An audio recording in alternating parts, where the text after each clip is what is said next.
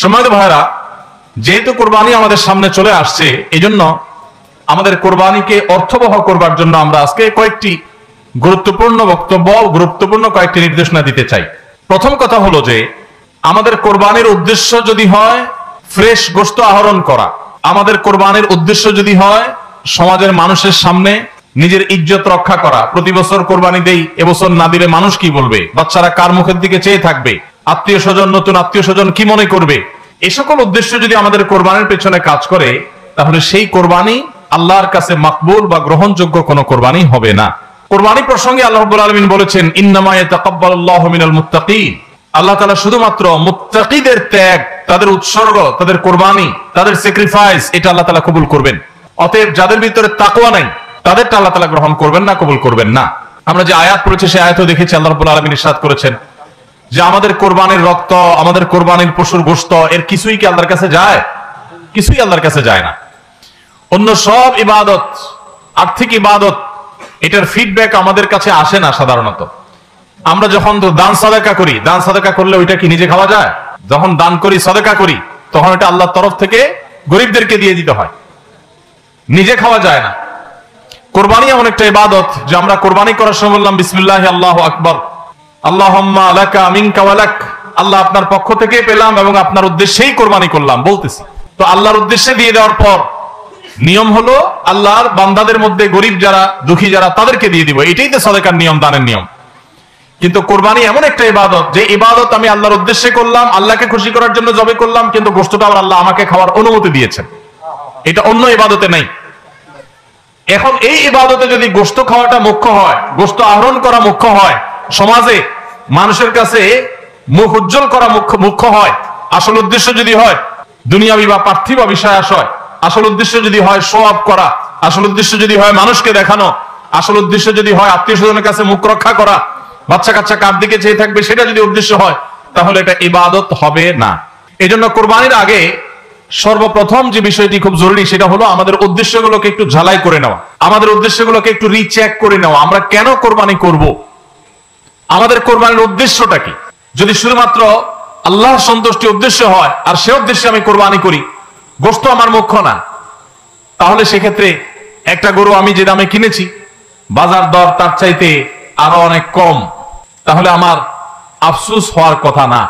কারণ আল্লাহ তাআলা সওয়াব দেওয়ার সময় গোশত কয় কেজি হয়েছে সেই হিসাবে দিবেন, নাকি আমি কি পরিমাণ টাকা আল্লাহর রাহে খরচ করলাম সেই পরিমাণ দিবেন? আমার খরচ করা টাকা আল্লাহর উদ্দেশ্যে যদি এটা নিয়োগ করে থাকে, তাহলে 1 লক্ষ টাকার গরু আপনি কোরবানি দিচ্ছেন, নিয়ত যদি সহি হয়, বিশুদ্ধ হয়, দুনিয়াবি কোনো ধান্দা যদি না থাকে, তাহলে আল্লাহ তাআলা সওয়াব কি 1 লক্ষ টাকার দিবেন, নাকি ওই গরুটার দাম বাজারে 80,000, আপনি কিনছেন 1 লাখ, তাহলে আল্লাহ বলবেন না তুমি কেন বেশি দিয়ে কিনছো, ওইটার দায়িত্ব তোমার, আমি 80,000 সওয়াব দেব, এমন হবে? কিন্তু তারপরেও আমরা কোরবানির পশু কেনার পর দেখা যায় ওইটা নিয়ে আমাদের অনেকের হেজিটেশন থাকে, আফসোস থাকে। হ্যাঁ, সন্দেহাতীত ভাবে আপনি মার্কেটে যে গরুর বাজারে যে মূলামূলি করে উপযুক্ত ন্যায্য মূল্যে আপনি কিনবেন, অতিরিক্ত দাম কোন যৌক্তিক কারণ ছাড়া আপনি কসাইকে বা গরু বিক্রেতাকে কেন দিবেন, সেটা দেওয়ার কোনো যুক্তি নাই।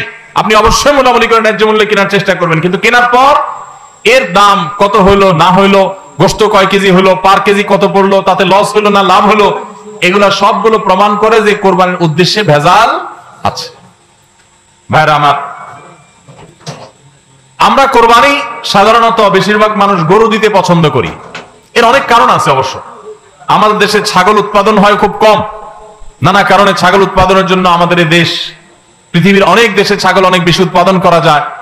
বৃষ্টি বাদল এবং ঝড় তুফানের দেশে ছাগল উৎপাদন করা নানা কারণে কঠিন, যার কারণে গরু উৎপাদন বেশি হয়, আমরা গরু কোরবানি বেশি করি।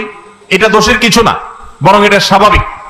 কিন্তু আমাদের অনেকের হয়তো গরু কোরবানি করার মতো সাধ্য নাই, ছাগল কোরবানি করার সাধ্য আছে। তারপরও দেখা যায় হাওলাত বরাত করে হলেও গরু কোরবানি দেই। কেন? কারণ ছাগল কোরবানি দিলে আশেপাশে মানুষ কি বলবে।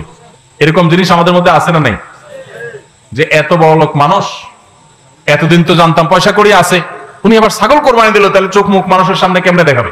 ভাইরা আমার, তো মানুষের কাছে কি বলবো, মানুষ কি বলবে, এই চিন্তা করে যদি গরুর জায়গায়, ছাগলের জায়গায় আপনি গরু দেন, হাওলাত করিয়েও দেন, তাতে আপনার এই কোরবানির দ্বারা সওয়াব হবে না।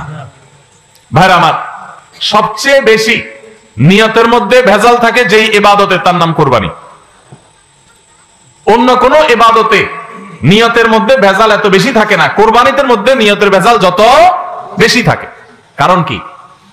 কারণ হলো ওই যে কোরবানি করার পর এটার ফিডব্যাক, এটার উপকারিতা, গোশতগুলো এগুলো সব নিজেই ভোগ করে মানুষ, আপনার কাছে আবার ফিরে আসে। এই জন্য নিয়তের মধ্যে ভেজালের সম্ভাবনা অনেক বেশি থাকে। ভাইরা আমার, আমাদের প্রিয় নবী সাল্লাল্লাহু আলাইহি সাল্লাম তিনি কিন্তু গরু কিংবা ওট দিয়ে কোরবানি দেন নাই। এর মানে এটা না যে গরু বা ওট দিয়ে কোরবানি দিলে সওয়াব কম হবে, এটা না। উদ্দেশ্য হলো যে ছাগল, দুম্বা, ভেড়া এরকম ছোট পশু দিয়ে কোরবানি তিনি দিয়েছেন। সাহাবা একরাম অনেকে দিয়েছেন।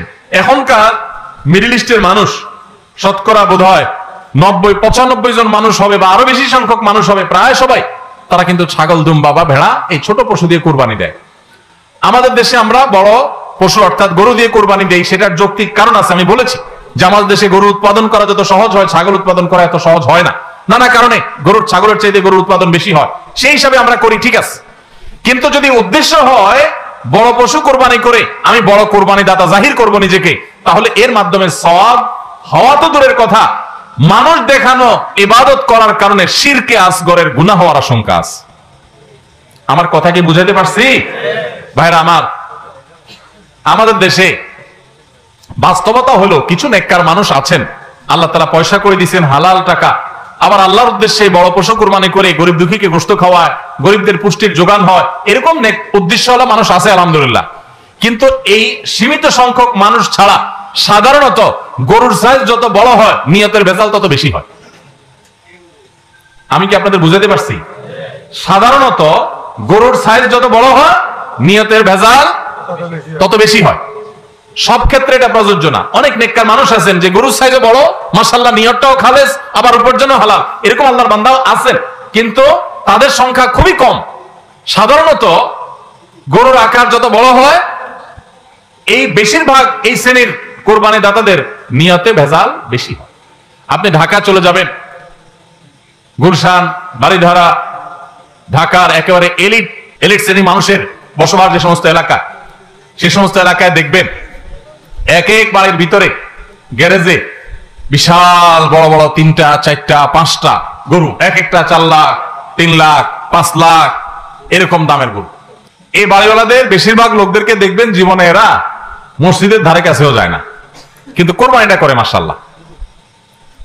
কারণ কি? একে তো কোরবানি করে গরিব দুঃখী লাইনে দাঁড়ায় থাকবে, আপনার চেয়ারে বসে বসে গরিব দুঃখীরে কোরবানি গোশত দেব, ভালোই তো লাগে, একটা বাকাওয়াতি জাহির হয়, দানবীর সেটা জাহির করা যায়, উৎসব হয়, আনন্দ হয়। আমি আগে বলেছি কোরবানি এটা উৎসব, কোরবানি একটা ইবাদত, এটা ইসলাম এবং মুসলমানদের সংস্কৃতি, সন্দেহ নেই। কিন্তু সব কিছুর উপরে ইবাদতের মানসিকতা প্রাধান্য থাকতে হবে। কারণ ইব্রাহিম আলাইহিস সালাম যে কোরবানি করেছিলেন সেই কোরবানি মূলত আল্লাহর নির্দেশ পালনার্থে করেছিলেন। তিনি মূলত আল্লাহর কাছে প্রমাণ করেছেন বা আল্লাহর কাছে প্রকাশ করেছেন যে আল্লাহ যত আদেশ করেন, যত নিষেধ করেন সব তিনি মানবেন। এমনকি নিজের সন্তানকে কোরবানি করার নির্দেশ আল্লাহ করার পর সেটাও মানতে তিনি প্রস্তুত হয়েছেন। আল্লাহ সন্তান কোরবানি হইতে দেন নাই, কিন্তু তিনি পরীক্ষায় পাশ করে ফেলেছেন।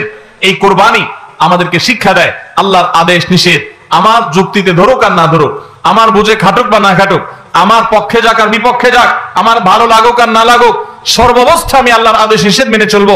এটাই হলো কোরবানির প্রধান শিক্ষা। আল্লাহ তাআলা আমাদের সবাইকে সেই শিক্ষা মাথায় রেখে শুধুমাত্র আল্লাহকে খুশি করার উদ্দেশ্যে কোরবানি করার তৌফিক দান করুন।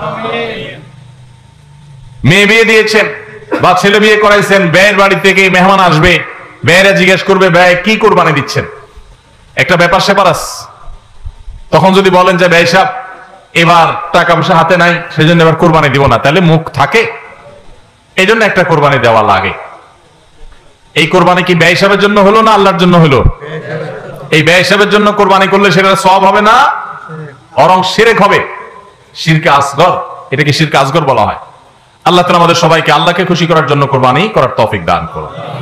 আল্লাহকে খুশি করার জন্য যে কোরবানি করছেন মাঝে মধ্যে একটু অ্যাসিড টেস্ট করবেন। অ্যাসিড টেস্ট বলবো, ধরেন আপনি প্রতি বছর গরু কোরবানি করেন, এক বছর হঠাৎ করে ছাগল কোরবানি করেন, ছাগল কোরবানি করেন, আপনি বলবেন এই বছর তাহলে তো গরু গোশত দিতে পারবো না, তো আরো কয়েকটা ছাগল কিনে কোরবানি আরো বেশি করা যায়, তো একজনে একটা বেশি করলে সমস্যা নাই।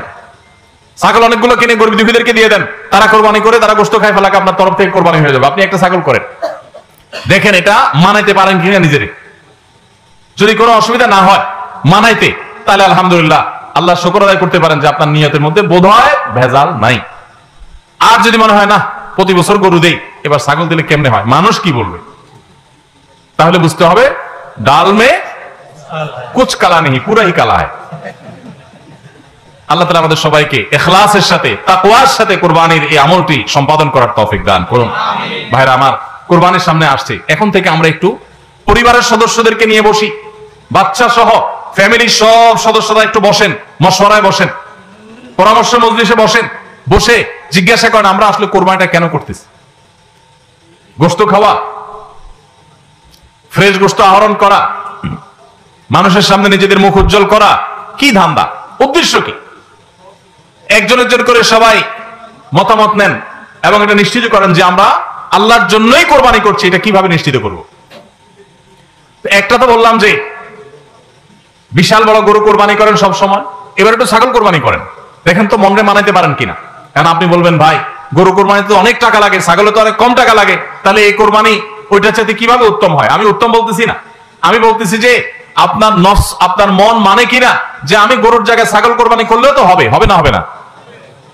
কেউ যদি ছাগল কোরবানি করে তার কোরবানি হবে কি হবে না? হবে। কোরবানি ছাগলও করা যায়, গরুও করা যায়, বেড়াও করা যায়, দম্বাও করা যায়, মহিষ দিয়েও করা যায়, উট দিয়েও করা যায়, এসব পশু দিয়ে কোরবানি করা যায়। অতএব আপনি এবছর একটু ছাগল দিয়ে করেন, বাকি গরু কেনার যে আরো বাজেটের টাকা ছিল সেগুলো দিয়ে আরো কয়েকটা ছাগল কিনে গরিব মানুষকে দিয়ে দেন, ওটা যাতে এলাকা মানুষ টেন না পায়, অন্য এলাকায় দিয়ে দেন। আমরা সুন্নাহ ফাউন্ডেশনের তরফ থেকে সারা দেশে বিভিন্ন জায়গায় জায়গায় কোরবানি করি। অনেক প্রবাসী আছে, অনেকে ইউরোপ আমেরিকার এমন এমন দেশে আছেন সেখানে কোরবানি চাইলেও করা যায় না, সুযোগ নাই, বা দেশে অনেকে আছেন যে তার হয়তো সে সুযোগ নাই, ক্যাপাসিটি নাই, নানা কারণে সুবিধা অসুবিধা আছে। তো আমরা তাদের তরফ থেকে কোরবানি করে দেশের বিভিন্ন গরিব দুঃখীদের আপনার বাসা বাড়িতে আমরা তাদের ঘরে ঘরে গোশত পৌঁছাই দিই। তো আপনি গরুর বাজারের টাকা দিয়ে একটা ছাগল কিনে বাকি টাকা দিয়ে এরকম ছাগল কিনে মানুষকে দান করে দেন, জবাই করে অন্য মানুষকে গোশত দিয়ে দেন, এলাকা দিলেন না, মানুষ টের পারে না, তাহলে মনকে মানাতে পারেন কিনা দেখেন। এটা হলো অ্যাসিড টেস্ট, আমি বলতেছি না সবসময়, মাঝে মধ্যে এরকম করে দেখেন যে মন মানে কিনা। যদি দেখেন যে না মন মানে, তাহলে আলহামদুলিল্লাহ। ভাইরা আমার, আর একইভাবে মাঝে মধ্যে আমার কোরবানি আমি জবাই করলাম, গোশত সব দিয়ে দিলাম, ফ্রিজে খুব একটা বললাম না, অল্প স্বল্প রাখলাম, কারণ আল্লাহ তাআলা বলেছেন ফাকুলু মিনহা ওয়া আতিউল বাঈসুল ফাকির, ফাকুলু মিনহা ওয়া আতিউল কানি ওয়াল মু'তার। কোরবানি গোশত নিজেও খাবো, গরিব দুঃখীকেও খাওয়াবো, যে চায় তাকেও দিব, যে চায় না আত্মীয় স্বজন তাদেরকেও দিব। অতএব মুস্তাহাব এই তিনও ভাগে ভাগ করা, কিন্তু এটা ফরজ ওয়াজিব না। তাহলে আমি পরিমাণ একটু কম রেখে বেশিরভাগই দিয়ে দিলাম। মন মানে কিনা দেখেন, মন মানে কিনা। অনেকে আছেন লামসাম সামান্য একটু দিয়া আর সব ফ্রিজে ঠেলতে ঠেলতে ফ্রিজের দরজাই লাগে না, পারলে রশি দিয়া বাঁধে যে দরজা লাগে না, কারণ গোশত, পায়া, বড়ি, কলিজা, ফ্যাপসা সব ঢুকাইতে ঢুকাইতে ফ্রিজ বেচারা জাম হয়ে গেছে। তাহলে কোরবানি কেন করতেছি? গোশতের জন্য যদি কোরবানি হয়, এই কোরবানি কোরবানি না, এটা ফুর্তি। কোরবানি তো ত্যাগের নাম। আপনার ভিতরে ত্যাগ কতটা আছে, ত্যাগের মানসিকতা কতটা আছে? আপনি আল্লাহর রাহে, আল্লাহকে খুশি করার জন্য লাখ টাকা দিয়ে গরু কোরবানি করেন, ভালো কথা। আপনার মধ্যে আসলে ত্যাগের মানসিকতা আছে কি এটা প্রমাণ করার জন্য মাদ্রাসা, নতুন মাদ্রাসা হচ্ছে, সেখানে লক্ষ লক্ষ টাকার দরকার আছে, আপনি সেখানে 20,000 50,000 টাকা অকাতরে দিতে পারেন কিনা, এটা অ্যাসিড টেস্ট। সেখানে টাকা বাইর হয় না। কোরবানিতে লাখ টাকা দেন, মাদ্রাসা টাকা দেন না, মসজিদে টাকা দেন না, আরো অনেক দিনের কাজ আছে সেখানে টাকা দেন না, গরিব দুঃখী মানুষ আছে তাদের দরকার, একজন গরিব তার চিকিৎসা মাত্র 20,000 টাকা হলে হয়ে যায়, আপনি 20,000 টাকা দিতে পারেন কিন্তু দেন না, 2,000 দেন, 500 টাকা দেন, কিন্তু কোরবানির সময় মাশাআল্লাহ 1 লাখ টাকার গরু কিনেন। যদি আল্লাহর জন্যই হয়, স্যাক্রিফাইস যদি হয়, কোরবানিও করেন, ওখানেও দেন, কিন্তু কোরবানির সময় আসেন ওখানে নাই, তাহলে আপনার এই কোরবানিটা কি আল্লাহর জন্য হচ্ছে না নিজের জন্য হচ্ছে, আল্লাহর খুশির জন্য হচ্ছে না অন্য কোনো উদ্দেশ্য হচ্ছে? এই প্রশ্ন জোরালো ভাবে আমাদের অবশ্যই রাখতে হবে। ভাইরা আমার, এর মানে আবার কেউ এটা বুঝেন না যে কোরবানি কম হোক আমরা সে চেষ্টা করবো না, কোরবানি আরো বেশি বেশি করার চেষ্টা করবেন। কোরবানি যত বেশি হবে তত আমাদের সব দিক থেকে লাভ। যারা কোরবানি বিদ্বেষী, সেকুলার, বিশেষ করে এক শ্রেণীর মুসলিম বিদ্বেষী নাস্তিক আছে, কোরবানির মৌসুম আসলেই দেখবেন এদের পাখা গজায়, এরা দেখবেন গরুর প্রতি মায়া এত বেশি, এত দরদ, তারা বলে হারে এতগুলো গরু জবাই করে ফেলা হবে, এই গরুগুলোর ভিতরে প্রাণ আছে, কত নির্মমতা, এরকম দেখবেন এরা এখন থেকে এই কদিন পর থেকে দেখবেন সোশ্যাল মিডিয়াতে ফেসবুকে তাদের এই সমস্ত জিগি শুরু হয়ে যাবে, আছে না নাই? এরা আবার সকাল বিকাল বিফ ছাড়া, মাটন ছাড়া, অর্থাৎ গরু গোশত আর খাসি গোশত ছাড়া, মুরগির গোশত ছাড়া তাদের নাস্তাও চলে না। তাদের নাস্তায় থাকে হলো আপনার চিকেন স্যান্ডউইচ, তাদের দুপুরে থাকে হলো বিফ কারি, তাদের রাতে থাকে হলো গরুর কালাবুনা অথবা মাটন, ডাল খাসি। 3 বেলা গোশত ছাড়া চলে না। কিন্তু মুসলমানদের কোরবানি আসলে তাদের কি হয়? অ্যালার্জি ছাড়া চুলকানি শুরু হয়, আছে না নাই? এই জন্য এদের প্রতিবাদে কোরবানি আরো বেশি করে করবেন, কিন্তু সেটা আল্লাহকে খুশি করার জন্য যেন হয়। কারে খুশি করার জন্য হবে? আল্লাহকে খুশি করার জন্য।